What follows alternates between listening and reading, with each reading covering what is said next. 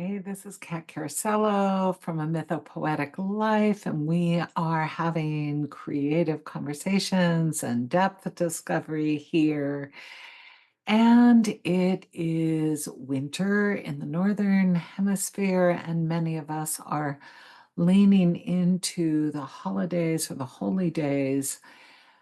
There are potential for all kinds of emotions and feelings and experiences during these days. And I think what is interesting about working with the potential for pleasure and play is to invite the inner child to sort of restore delight. And so that's going to be our conversation today is pleasure, play, and restoring the delight of the child, whether that child may have been satisfied in Christmas's past or holy days or holiday time. So much of the conversations I have with myself and groups that I lead is around solstice and really generalizing the wisdom of nature.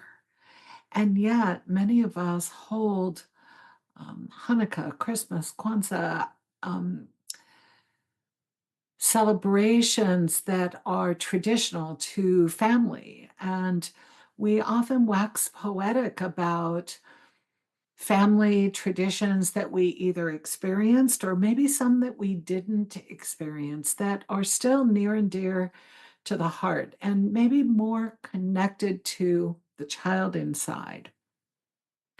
And I'd love to have this conversation and see what it brings to you to cultivate and maybe draw on some of that inner delight, that child inside, and see what that brings to these days.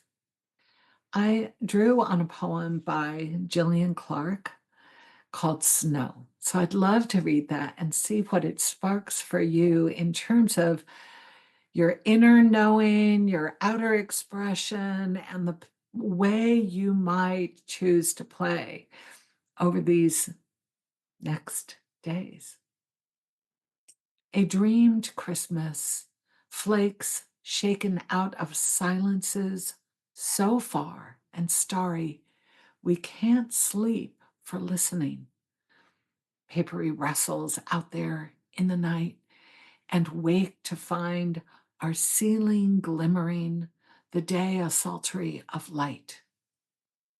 So we're out over the snowfields before it's all seen off with a salt lick of Atlantic air and then home at dusk, snowblind from following chains of fox and crow and hare to a fire, a roasting bird, a ringing phone, and voices wondering where we are.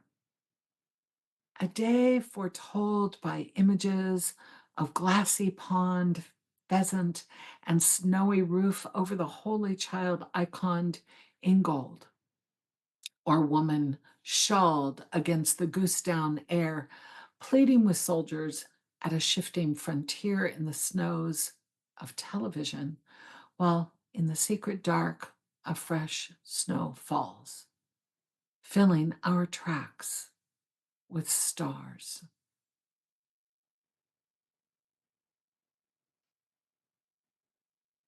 How might you cultivate the delight of remembering or the child needing something that was never had?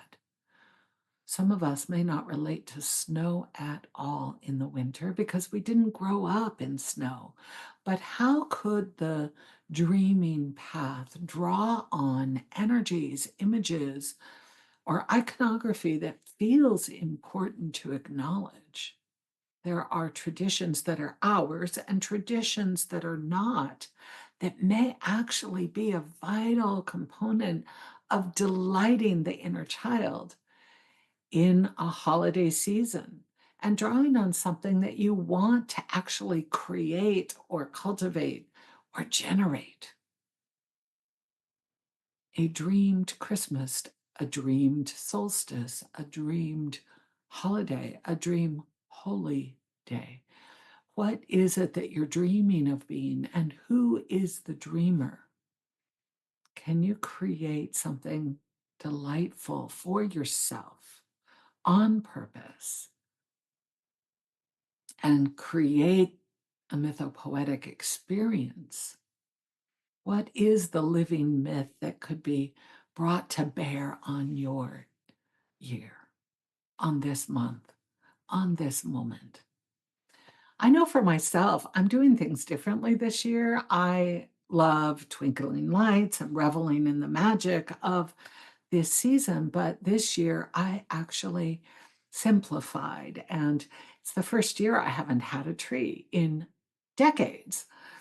And I did certain things on purpose to actually create ease, but I still have been creating little moments of joy and pleasure and play every single day.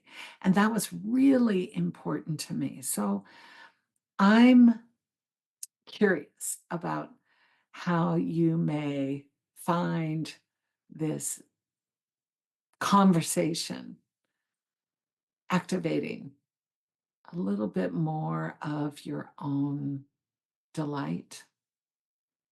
And in that, I always think our delight comes from desire, and sometimes our desire is what's hidden inside of sadness or sorrow. And we're going to be talking about that next.